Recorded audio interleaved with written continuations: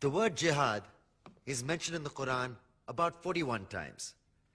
The words mercy, peace, and compassion are mentioned about 355 times. Yes, come in.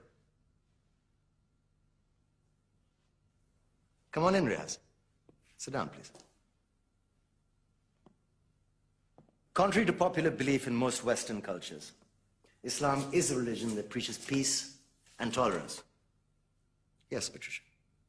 If Islam truly is a religion that preaches peace, then how come the world's most troubled spots, the West Bank, Afghanistan, Pakistan, Iraq, they're all plagued with Islamic terrorism? Well, that depends on your definition of terrorism. Some might argue that the U.S. invasions of countries like Iraq and Afghanistan are also acts of terrorism. No, those were acts of war to get rid of despotic regimes. Or a means of getting at a country's oil.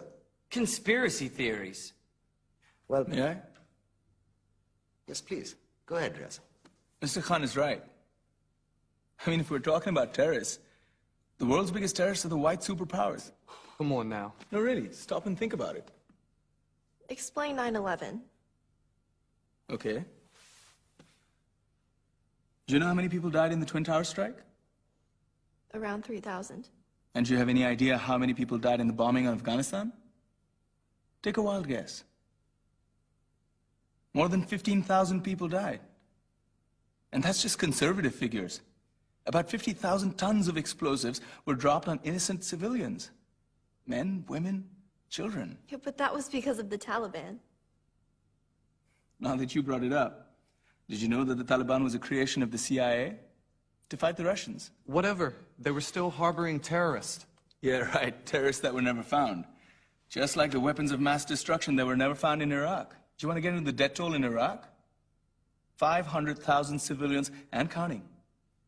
And what do Britain and America say when they don't find these weapons? It's simple. They just say sorry. And still refuse to relinquish control of these countries. What are you trying to say? What I'm trying to say is that just because you're American, wear a fancy suit, and call yourself the president, doesn't make you any less of a terrorist. I'm saying that if you don't stop meddling in other people's countries, you will face a backlash. If Muslims like you feel that way, then why don't you get out of our country? We will. As soon as you promise to leave ours.